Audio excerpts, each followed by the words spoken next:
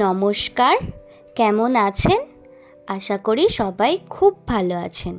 রিনার চ্যানেলে আপনাদের স্বাগত জানাই। আজ সন্ধ্যায় আমি সবার জন্যে টিফিনে বানিয়েছিলাম চিকেন কাটলেট।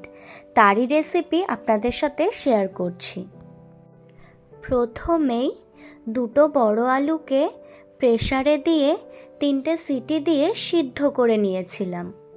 তারপর দুটো বড় সাইজের পেঁয়াজ আর ধনেপাতাকে কুচি কুচি করে কেটে নিয়েছিলাম, আর কেটে নিয়েছিলাম কাঁচা লঙ্কা। তারপর আদা রসুন পেস্ট করে নিয়েছিলাম, আর নিয়েছিলাম 400 গ্রাম চিকেন কিমা। তারপর সব জিনিসগুলো একটি পাত্রের মধ্যে নিয়ে নিলাম, একে একে মিশিয়ে নিলাম।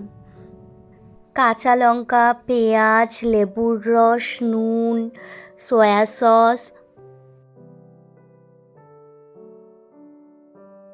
এরই মধ্যে আমি আপনাদের সাথে একটা ভাজা মশলার রেসিপি শেয়ার করে নিচ্ছি। প্রথমেই আমরা নিয়েছিলাম গোটা ধনে, গোটা জিরে আর গোলমরিচ আর একটা শুকনো লঙ্কা।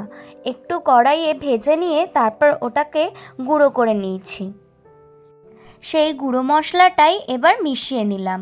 এরপর একে একে দিলাম জিরের গুঁড়ো, অল্প ধনের গুঁড়ো, হলুদ গুঁড়ো, আর দিয়ে দিলাম সামান্য পরিমাণে চিনি স্বাদটাকে ব্যালেন্স করবে।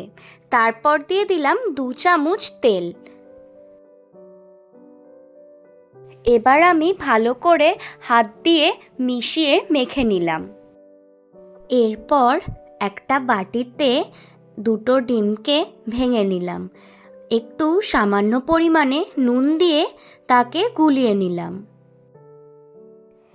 এবার চিকেন কিমাটাকে হাতের সাহায্যে বল আকৃতির গড়ে নিয়ে তারপর বিস্কুটের গুঁড়োর মধ্যে 2 দিক ভালো করে বিস্কুটের গুঁড়ো লাগিয়ে কোট করে নিলাম। তারপর চিকেন কিমাটাকে ডিমের ব্যাটারে কোট করে নিলাম। পর আমি চপারের সাহায্যে কাটলেটগুলোকে শেপ দিয়ে নিলাম।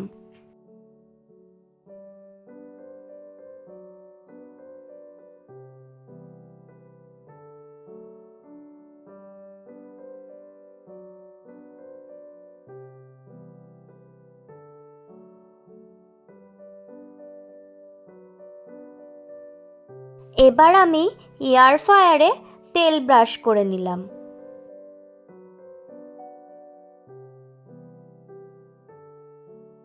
তেল ব্রাশ করার পর একে একে কাটলেটগুলো আমি এয়ার ফ্রায়ারে সাজিয়ে দিলাম।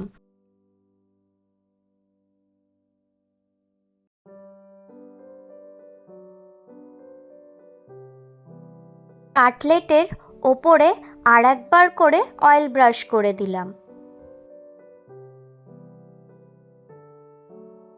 আমি কাটলেটগুলোকে এয়ার ফ্রায়ারে ফ্রাই করে নিয়েছি। আপনারা যদি গ্যাসে করতে চান তাহলে ডুবো তেলে এগুলোকে লো টু হাই ফ্লেমে করে ফ্রাই করে নিতে পারেন। আমাদের এয়ার ফ্রায়ারটা ডবল বাটির, তাই আমি 2টো বাটিতেই বসিয়ে দিয়েছিলাম। আমার সময় লেগেছিল 20 মিনিট। আপনারা কিন্তু এইভাবে কাটলেটগুলোকে গড়ে নিয়ে জিপলক ব্যাগে করে ডিপ ফ্রিজে রেখে দিতে পারেন। দেখুন কাটলেটগুলো কি সুন্দর গোল্ডেন কালারের হয়েছে। আমি এবার কাটলেটগুলোকে সাজিয়ে নিলাম। একটু রিং রিং করে পেঁয়াজ কেটে নিয়েছিলাম আর দিয়েছিলাম কাসুন্দি। আজ এখানেই শেষ করছি। ভিডিওটা কেমন লাগলো আপনারা অবশ্যই জানাবেন। ভালো লাগলে একটা লাইক আর কমেন্ট করে দেবেন।